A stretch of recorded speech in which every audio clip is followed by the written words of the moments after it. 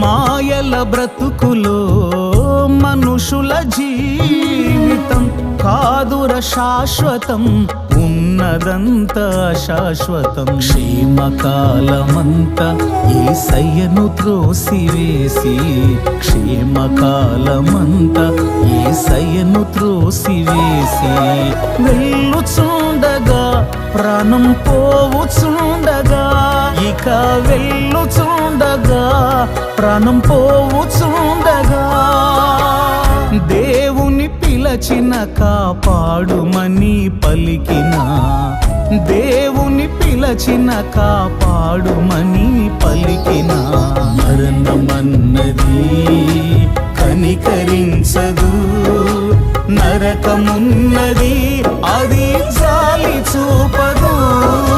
మరణమన్నది కనికరించదు,